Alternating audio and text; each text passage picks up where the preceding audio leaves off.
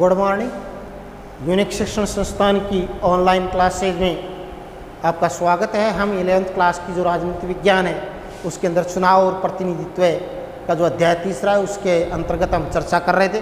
कल हमने चर्चा की थी कि चुनाव सुधार के जो सुझाव हैं उनके बारे में हमने कल चर्चा की थी। क्या क्या सुझाव प्रस्तुत किए गए थे, क्या क्या और चुनावों के अंदर सुधार की गुंजाइश है, उन सुझावों के अंतर्गत हमने चर्चा की थी कि यहाँ पर हमारे सर्वाधिक मत से जीत वाली प्रणाली के स्थान पर समानुपातिक प्रतिनिधित्व प्रणाली को अपनाया जाना चाहिए, जिससे जो राजनीतिक दल हैं उनको उसी अनुपात में सीटें मिलेगी जिस अनुपात में उनको मत प्रदान किए हैं जनता ने। साथ ही में जो संसद और विधानसभाओं में 1/3 सीटें आरक्षित कर दी जानी चाहिए महिलाओं के लिए, जिससे महिलाओं को समुचित प्रतिनिधित्व मिल सके। धन के प्रभाव को नियंत्रित करने के लिए यहाँ पर कठोर कानून बनाए जाने चाहिए।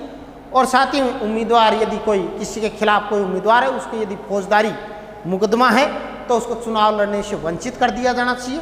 और चुनाव प्रचार में जाति और धर्म का बहुत ही कम इस्तेमाल, मतलब ना के बराबर इस्तेमाल होना चाहिए।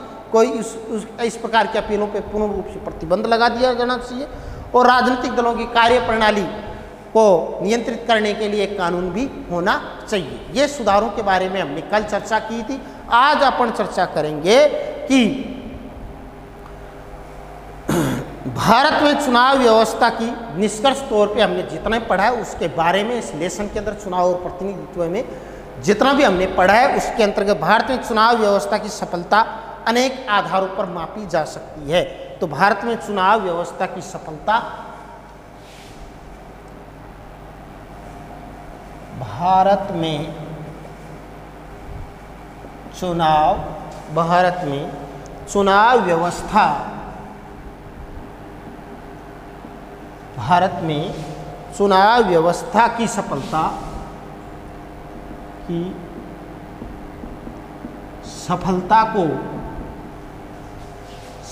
को निम्न आधारों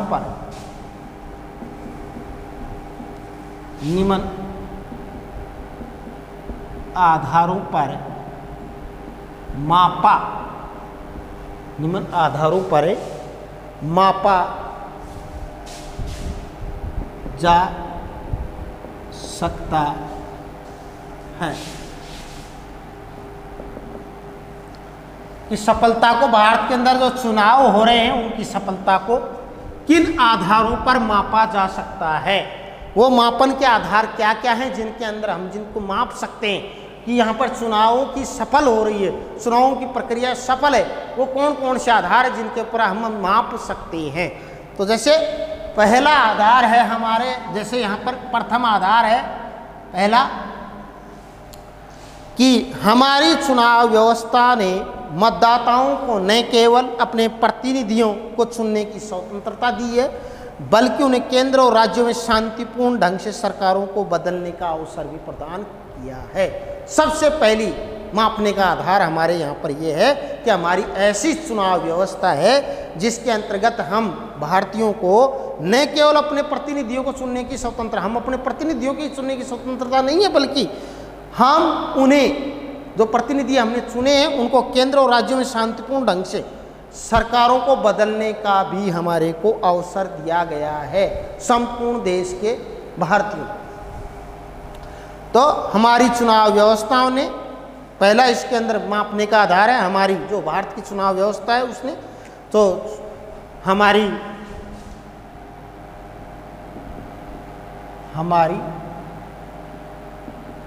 चुनाव व्यवस्था ने मतदाताओं को न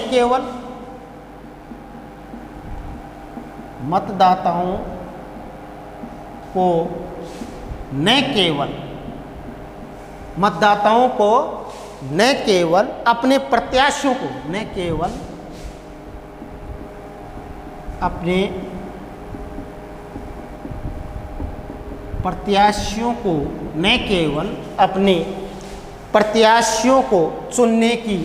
प्रत्याशियों को चुनने की स्वतंत्रता, न केवल अपने प्रत्याशियों को चुनने की स्वतंत्रता दी है, बल्कि क्या प्रदान किया है, बल्कि केंद्र और राज्यों में, बल्कि केंद्र और राज्यों में, बल्कि केंद्र और राज्यों में शांतिपूर्ण ढंग से सरकारों को, बल्कि केंद्र और राज्यों में शांतिपूर्ण ढंग से सरकारें, शांतिपूर्ण ढंग से सरकारें बदलने का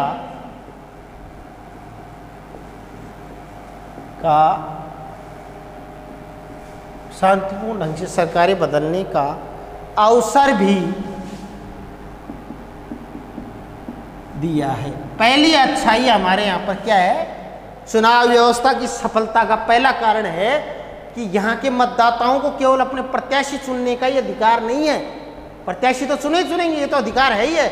इसके साथ ही साथ में और क्या है, यदि केंद्र में और चाहे राज्य में यदि सरकार को बदलने का कार्य भी है तो भी ये अवसर भी यहाँ के मतदाताओं को प्रदान किया गया है कि वो केंद्र की सरकार को बदल सकते हैं और राज्य की सरकारों को भी बदल सकते हैं। ये सबसे अच्छी बात है, चुनाव व्यवस्था इस कारण से यहाँ पे सफल रही है। दूसरी जो है बात जिसके कारण यहाँ की चुनाव व्यवस्था को सफल कहा जा सकता है, दूसरा आधार है जो मापने का, वो है मतदाताओं ने चुनाव प्रक्रिया में लगातार रुचि ली है। यहाँ के जो मतदाता हैं, भारत के जो मतदाता हैं, उन्होंने चुनाव प्रक्रिया के अंदर लगातार रुचि है। तो मतदाताओं ने चुनाव प्रक्रिया में मतदाताओं ने चुनाव प्रक्रिया में लगातार रुचि ली है। तो दो मतदाताओं ने चुनाव प्रक्रिया में लगातार रुचि ली है। लगातार क्या है, उनकी रुचि बढ़ी है, न कि घटी है। रुचि ली है, उनकी रुचि क्या है, चुनावों के अंदर दिन प्रतिदिन बढ़ी है, न कि घटने का काम नहीं है, बढ़ी है। और ये बढ़ने के मतदाताओं में रुचि, चुनाव के प्रति जो बढ़ने का जो संकेत है, वो चुनाव की सफलता की ही ओर इशारा कर रही है कि मतदाताओं ने चुनाव प्रक्रिया में लगातार रुचि ली है और उन्होंने मत के अंदर मत देने में भी भाग लिया है और चुनाव में भाग लेने वाले उम्मीदवारों और दलों की लगातार संख्या बढ़ रही है। तो चुनाव में भाग लेने वाले जो उम्मीदवार हैं भारत के अंदर दिन प्रतिदिन बढ़ते जा रहे हैं, ये भी एक सफलता है चुनाव व्यवस्था की। और साथ ही साथ में राजनीतिक दलों की भी संख्या लगातार दिन प्रतिदिन बढ़ती जा रही, ये भी चुनावों की सफलता का ही परिणाम है। अगला है, चुनाव व्यवस्था में सभी को स्थान मिला है। अगला जो मापन का आधार है, चुनाव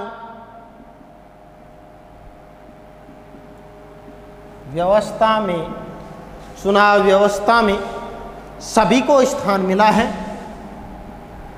सभी को स्थान मिला है। चुनावों की जो व्यवस्था है इसके अंदर सबको जगह दी, सबको जगह प्रदान की गई, सभी को स्थान मिला है। यह सभी को साथ लेकर चलिए। जो चुनाव की जो व्यवस्था है वो किसी के ऊपर पक्षपात नहीं किया इसने, ये सभी को साथ लेकर चली है। यह सभी को साथ लेकर चली है, सभी को साथ लेकर चलने वाली प्रक्रिया है। अब देखो वर्तमान में देखो, अब हमारे प्रतिनिधि विभिन्न सामाजिक वर्गों से आते हैं। अब हमारे प्रतिनिधि विभिन्न वर्गों से आते हैं, विभिन्न वर्गों से आते हैं। अब हमारे प्रतिनिधि विभिन्न वर्गों से आते हैं। तो अब ये नहीं कोई एक ही वर्ग का प्रतिनिधि बार बार चुन के आ रहा है, हर वर्ग का प्रतिनिधि हमारे चुनाव में उम्मीदवार के तौर पे चुन के आ रहे हैं। ये भी हमारी चुनावों की सफलता का एक कारण है या सफलता को मापा जा सकता है कि दिन प्रतिदिन या विभिन्न वर्गों के प्रतिनिधि चुन के आ रहे हैं, उम्मीदवार आ रहे हैं। अगला है देश के मापन का जो अगला आधार है, यहाँ पर चुनाव की सफलता का मापन का अगला आधार है देश के अधिकतर भागों में चुनाव परिणाम चुनावी अनियमितता और धांधली से प्रभावित नहीं होते। देश के अधिकतर भागों में देश के अधिकतर भागों में, ज़्यादातर भागों में देश के अंदर, छोटे मोटे क्षेत्र में जरूर हिंसा हो जाती है, परंतु देश के अधिकतर भागों में चुनाव परिणाम चुनावी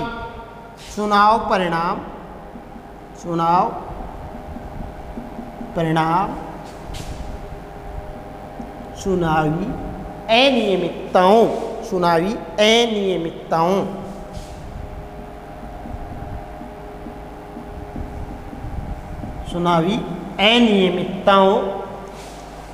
और धांधली और अनियमितताओं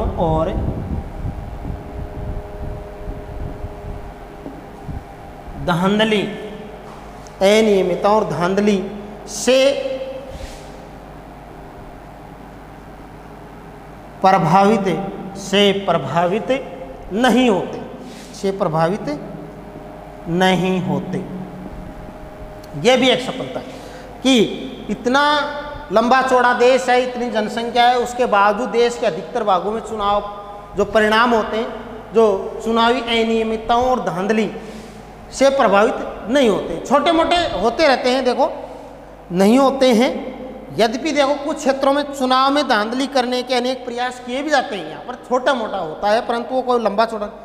चुनाव में हिंसा, मतदाता सूचियों से वोटरों के नाम गायब होने की शिकायतें, डराए धमकाए जाने आदि की शिकायतें अक्सर हमने सुनी हैं, फिर भी ऐसी घटनाओं से शायद ही कोई चुनाव परिणाम अप्रत्यक्ष रूप से प्रभावित हो। फिर भी क्या है कि ऐसी घटनाओं से शायद ही कोई चुनाव परिणाम है वो प्रभावित होता हो। बहुत छुटमुट ऐसी छोटी मोटी घटनाएं हो सकती हैं, बहुत लंबी चौड़ी घटनाएं नहीं होती। तो इस प्रकार से हमारे यहाँ पर देश के अधिकतर भागों में चुनाव परिणाम चुनावी अनियमितता और धांधली से प्रभावित नहीं होता है। अगला है अंतिम जो सबसे महत्वपूर्ण बात है, वो है इसकी सफलता के पीछे जो मापन का आधार है, वो है चुनाव हमारे लोकतांत्रिक जीवन के अभिन्न अंग हो गए हैं।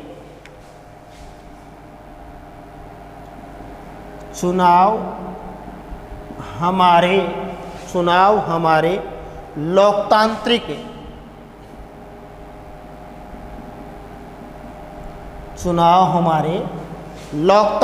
जीवन के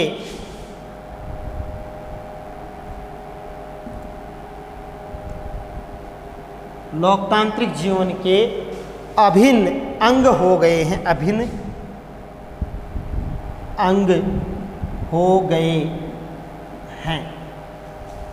अंग हमारे जीवन का एक हिस्सा बन गए। कौन? चुनाव।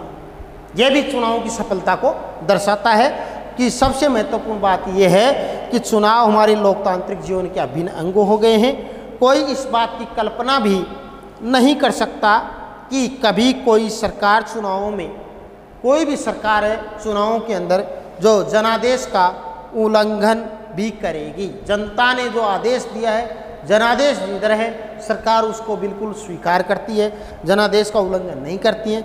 इस तरह कोई भी यह भी कल्पना नहीं कर सकता है कि बिना चुनावों के कोई सरकार बनेगी। यहाँ पर ये कोई कल्पना नहीं कर सकता है कि बिना चुनावों के कोई सरकार का निर्माण हो जाएगा। वास्तव में भारत निश्चित अंतराल पर होने वाले नियमित चुनावों को एक महान लोकतांत्रिक प्रयोग के रूप में ख्याति मिली है। तो इस प्रकार से समय समय पर हमारे यहाँ चुनाव होते रहे और इन चुनावों के दौरान ही, इन चुनावों के कारण ही एक महान लोकतांत्रिक प्रयोग के रूप में भारत को प्रसिद्धि मिली है। इन सब बातों से हमारी चुनाव व्यवस्था को अंतिम जो इन सारे निष्कर्ष तौर पे हम निकल करके आते हैं वो हैं, इन सब बातों से हमारी चुनाव व्यवस्था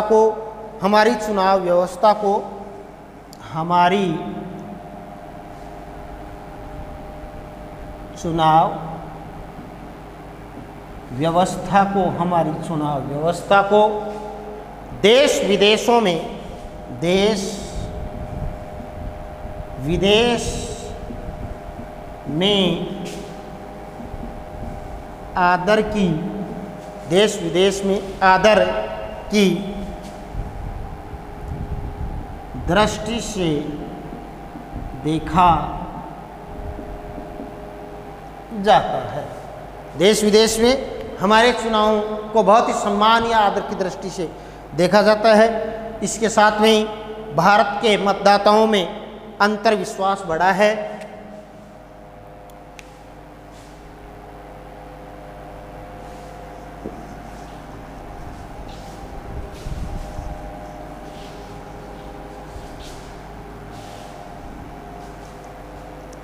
भारत में मतदाता के अंदर, भारत में मतदाता के अंदर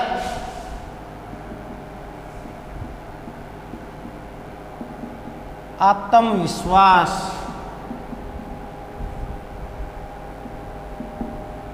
बढ़ा है। ये भी भारत के जो मतदाता हैं उनमें आत्मविश्वास बढ़ा है। किसके कारण? चुनावों की सफलता के कारण यहाँ के मतदाताओं में आत्मविश्वास बढ़ा है। मतदाताओं की निगाह में निर्वाचन आयोग का कद भी बढ़ा है। मतदाताओं की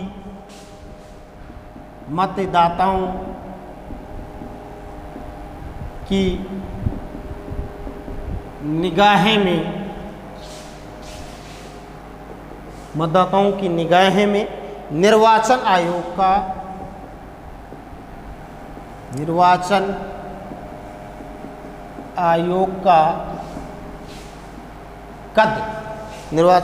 का कद बढ़ा है। यह हमारे संविधान निर्माताओं के मूल निर्णयों को उचित ठहराता है। हमारे जो संविधान निर्माता थे उनके निर्णयों को सही ठहराने वाली व्यवस्था है। यदि चुनाव प्रक्रिया को कुछ और दोष रहित बनाया जा सके तो हम मतदाता और नागरिकों के रूप में लोकतंत्र के इस महोत्सव का और अच्छी तरह से आनंद उठाएंगे और उससे हम अर्थपूर्ण बना देंगे। तो इस प्रकार से भारतीय चुनाव व्यवस्था है वो सफलता के पीछे, सफलता को अनेक आधारों पर मापने की जो प्रक्रिया है, हम इस आधार पर हम माप सकते हैं। कौन कौन से आधार है? हमारी चुनाव व्यवस्था ने मतदाताओं को न केवल प्रत्याशियों को चुनने की स्वतंत्रता दी है, बल्कि मतदाताओं को यहाँ तक अधिकार दिया है कि वो केंद्र और राज्य सरकारों को भी बदल सकते हैं। साथ ही में मतदाताओं ने चुनाव प्रक्रिया में लगातार रुचि ली है। ये रुचि इस बात का परिणाम है कि यहाँ पे चुनाव व्यवस्था सफल है। और साथ ही साथ में चुनाव में भाग लेने वाले उम्मीदवारों की भी लगातार यहाँ संख्या बढ़ रही है, राजनीतिक दलों की भी संख्या बढ़ रही है। ये भी इस बात का प्रतीक है कि यहाँ पर निरंतर चुनावों की सफलता का ये परिणाम है कि राजनीतिक दलों की संख्या बढ़ना, उम्मीदवारों की दिन प्रतिदिन संख्या बढ़ना, ये भी चुनाव की सफलता का ही परिणाम है। और चुनाव व्यवस्था में सभी को स्थान दिया गया है। यहाँ पर यह सभी को साथ लेकर के चलने वाली व्यवस्था है हमारी चुनाव व्यवस्था। अब हमारे प्रतिनिधि विभिन्न सामाजिक वर्गों से आने लगे हैं चुनाव के दौरान ही। चुनाव के कारण ये संभव हो पाया है कि सभी वर्गों को प्रतिनिधित्व मिल पा रहा है। और इसके अंदर ये जरूर है कि महिलाओं की संख्या के अंदर जितनी समझ सकते हैं उतनी वृद्धि नहीं हुई, ये जरूर कमी जरूर हमारी को अखरती है। और देश के अधिकतर भागों में चुनाव परिणाम चुनावी अनियमितताओं और धांधली से हमारे इतने बड़े देश के अंदर प्रभावित नहीं हुई है। फिर भी छोटी मोटी हल्की फुल्की घटनाएं हैं, परंतु मुख्य रूप से देश के अधिकतर भागों में चुनाव परिणाम सफल रहे हैं। ये चुनाव आयोग की सफलता ही है या चुनाव व्यवस्था की सफलता ही कह सकते हैं। साथ ही में सबसे महत्वपूर्ण बात यह हो रहा है कि चुनाव हमारे लोकतांत्रिक जीवन के, भारतीयों के लोकतांत्रिक जो भारतीय हैं उनके जो जीवन है उनका अभिन्न अंग बन गए हैं। और निश्चित अंतराल पर यहाँ पर चुनाव हो रहे हैं और इन चुनावों को एक महान लोकतांत्रिक प्रयोग के रूप में ख्याति मिली है। और यहाँ पर चुनावों के बगैर किसी भी सरकार की कल्पना करना, सरकार का साकार रूप देखना संभव नहीं है। और इन सभी बातों से हमारे देश को, हमारी चुनाव व्यवस्था के कारण ही हमारे देश को देश और विदेश के अंदर प्रसिद्धि मिली है। यह भी चुनाव व्यवस्था की सफलता ही कही जा सकती है। और इससे भारत के मतदाताओं में चुनाव व्यवस्था की सफलता के कारण भारत के मतदाताओं में विश्वास बढ़ा है। मतदाताओं की निगाह में जो हमारा निर्वाचन आयोग है जो चुनाव संपन्न कराने का कार्य करता है उसका कद बढ़ा है, उस आयोग का सम्मान और प्रतिष्ठा बढ़ी है। तो इस प्रकार से हमारा जो तीसरा लेसन था वो पूर्ण रूपेण संपन्न हुआ। अब हम जो कल से हम चर्चा करेंगे, हमारा अगला जो लेसन है कार्यपालिका, लेसन संख्या 4, उसके बारे में हम कल चर्चा करेंगे। कल से उस टॉपिक के बारे में हम चर्चा करना प्रारंभ करेंगे, कार्यपालिका अध्याय संख्या 4 के बारे में कल से। धन्यवाद।